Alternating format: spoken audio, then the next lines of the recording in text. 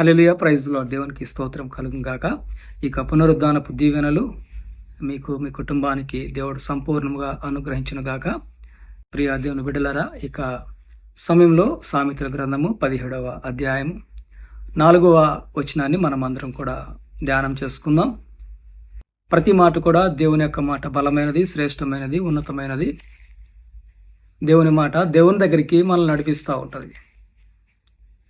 దేవుడు తెలియపరచబడుతున్న ప్రతి అంశము కూడా దేవునిలో బలము పొందుకొనొచ్చు.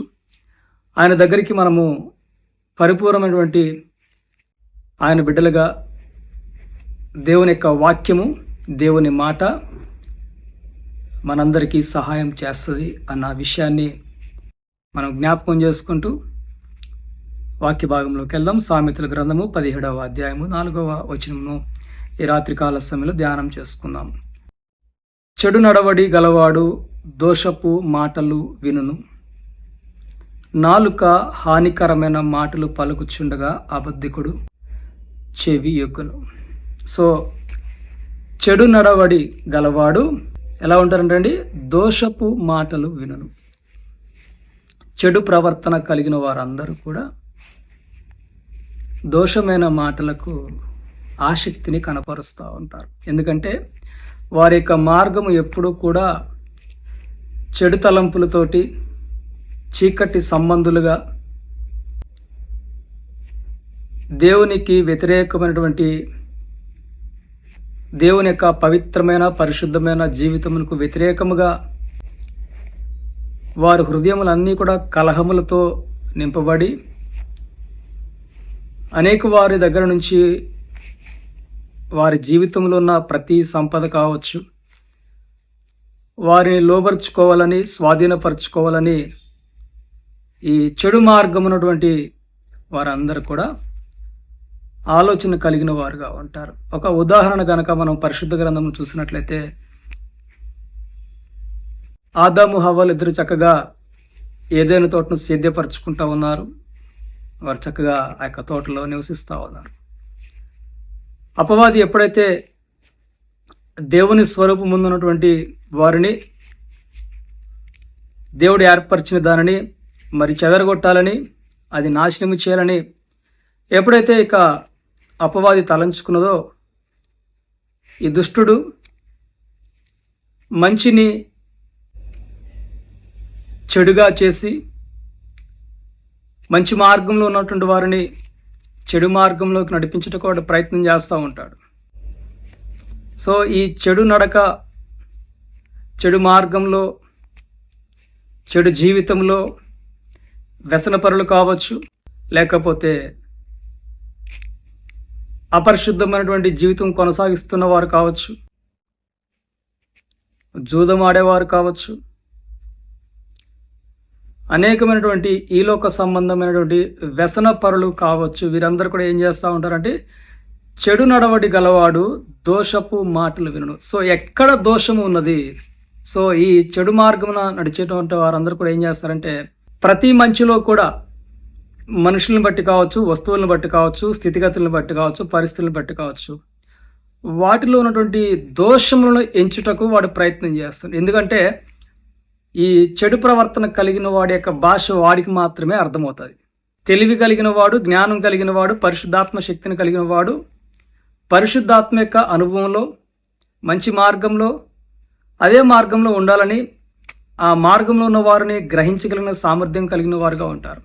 సో చెడు మార్గంలో ఉన్నటువంటి వారు చెడు తలంపులు, చెడు మార్గము, చెడు ఉద్దేశములు ఎక్కడో వారు గ్రహించగలరు. అందును బట్టి ఇక్కడ వాక్యం చూసినట్లయితే మనం అందరం కూడా చెడు నడవడి గలవాడు దోషపు మాటలు వినును. ఎప్పుడు ఇక దోషపు మాటలు వింటాడంట?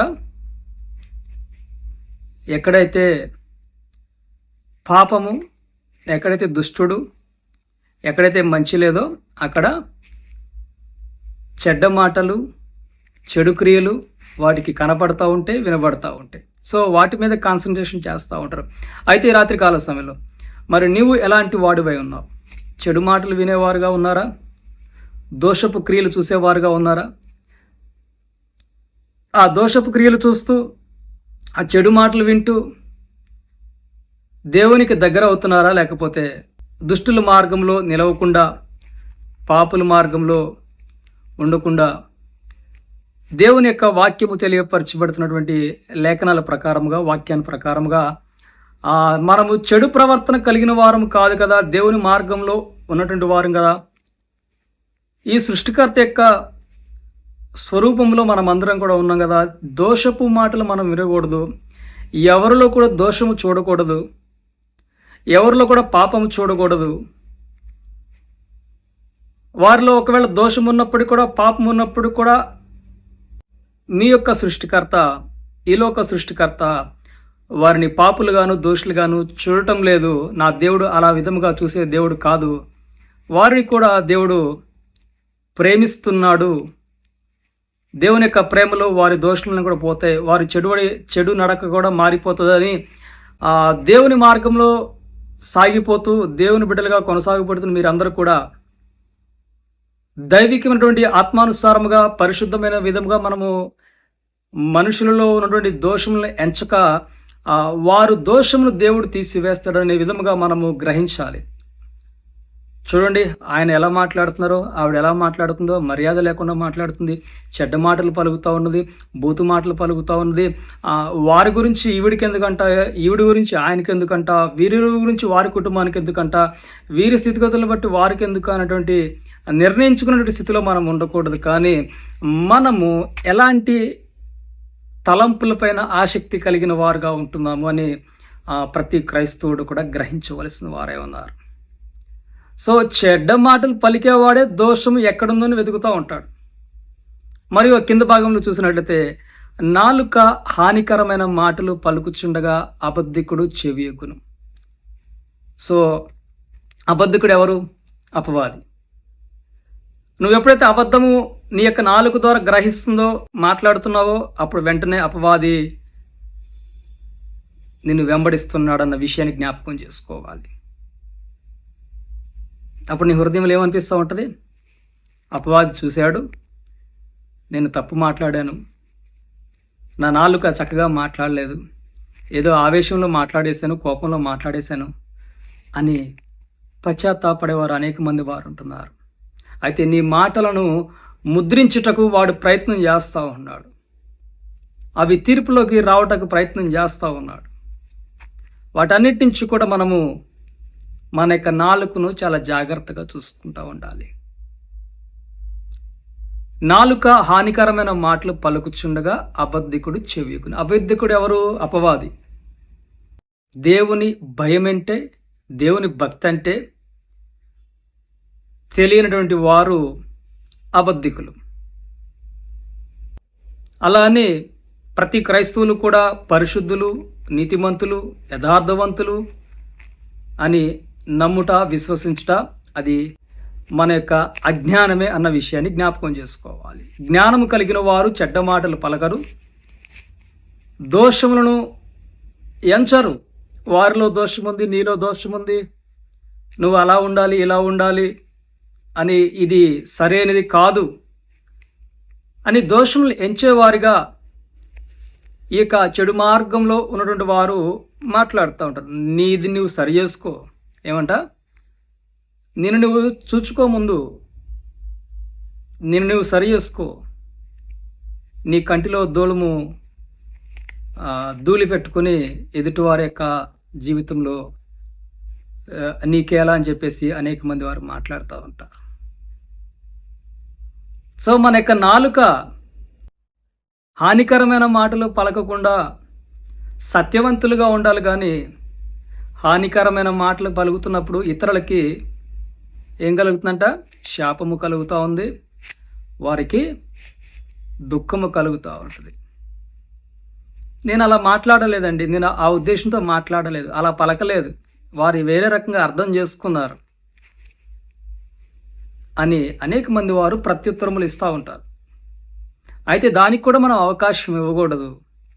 మన నాలుక ఎప్పుడు కూడా మేలుతో కూడినటువంటి మాటలే పలుకులే పలకాలి. ఇది దేవుని బిడ్డల యొక్క నిజస్వరూపమైనదన్న విషయాన్ని జ్ఞాపకం చేసుకో. వారి యొక్క భాష, వారి మాటలు, వారి తలంపులు, వారి ఉద్దేశములన్నీ కూడా, మీ ఉద్దేశాలన్నీ కూడా హాని కలిగించకుండా ఉండాలి. చెడు మార్గంలో ఉన్నట్లయితే ఎప్పుడు కూడా దోషములు ఎంచేవారిగానే ఉంటారు.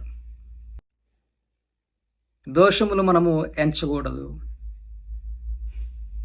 మనం ఎప్పుడైతే ఆ దోషములను మన హృదయానికి అనుకున్నప్పుడు దేవుని సన్నిధిలో ఎలాంటి బలం ఉందంట? దేవునితో మాట్లాడి ఆ దోషం అన్నిటి నుంచి కూడా వారి జీవితంలో తొలగిపోయే విధముగా మనము భారము కలిగి, ప్రయాసము కలిగి దేవుని దగ్గర మొరపెట్టినప్పుడు ఆ అపవాది, ఆ దుష్టుడు, ఆ దుర్మార్గుడు, ఆ బలహీనుడు, ఆ దోషం లేంచేవాడు, ఆ చెడు మాటలు పలుకుతున్నవాడు కూడా పరిశుద్ధమైనటువంటి దేవుని ఆరాధిస్తూ ఉంటారు. హల్లెలూయా, దేవునికి స్తోత్రం కలుగాక, దేవునికి ఘనత కలుగాక. సో 4 హానికరమైన మాటలు పలుకుచుండగా అబద్ధికుడు చెవియొగ్గును. సో నీ నోటి నుంచి హానికరమైన మాటలు రాకూడదు. అబద్ధికుడు తప్పకుండా వింటాడు. నీ పక్కవారు తప్పకుండా వింటారు. సో నీ నాలిక ఎప్పుడు కూడా మేలులతో కూడినటువంటి మాటలుగా ఉండాలి. ఆ దోషమైన మాటలకు నీ యొక్క చెవులు ఆకర్షితమైన విధముగా ఉండకూడదు. నీ తలంపులన్నీ కూడా మంచి మార్గంలో ఉండే విధంగా మీ తలంపులు దేవునితో సహవాసం కలిగిన వారుగా, సత్యవంతులుగా, నిర్దోషులుగా, హానికరమైన మాటలు పలకకుండా మేలు కలిగే విధముగా నీ తలంపులు, ఉద్దేశములు కలుగుతున్నప్పుడు దేవునితో నీ రిలేషన్ అనేది పెరుగుతూ ఉంటుంది, అభివృద్ధి చెందుతూ ఉంటుంది. మనుషులపైన, వ్యక్తులపైన, కుటుంబాలపైన దేవునికి విరుద్ధముగా ఈ లోక సంబంధపరంగా ఆలోచన చేసినప్పుడు నువ్వు దేవునికి దూరం అయిపోతున్నావు, అపవాదికి దగ్గరైపోతున్నావు. ఎప్పుడైతే దేవుని యొక్క వాక్యానుసారంగా దోషమైన మాటలు పలకకూడదు, హానికరమైన మాటలు పలకకూడదు, చెడ్డవారుగా ఉండకూడదు, నేను యెహోవాయందు భయభక్తులు కలిగిన వాడిగా ఉండాలి అని ఆసక్తి నీలో కలుగుతున్నప్పుడు దినదినము కూడా మీరు దేవుని సన్నిధిలో అభివృద్ధి చెందుతారని. కాబట్టి రాత్రికాల సమయంలో చెడ్డ మాటలు పలకకుండా, హానికరమైన మాటలు పలకకుండా, దోషమైన సంగతులను మనము ఎత్తి చూపించకుండా, అబద్ధికుడు మన జీవితంలో ప్రవేశించకుండా, అబద్ధపు తలంపులకి మన హృదయంలో చోటునివ్వకుండా మీరందరూ కూడా దేవుని దగ్గర పరిశుద్ధముగాను, యథార్థముగాను, నీతిమంతులుగాను మీరు కొనసాగాలని, తద్వారా దేవుని యొక్క నామం మహింపరచబడుతుందని తెలియపరుస్తూ చెప్పడం కొద్ది మాటలు దేవుడు మీ యొక్క జీవితాలకు క్షేమము, అభివృద్ధి, మేలు, సంతోషము, సమాధానము కలుగు చేయునుగాక.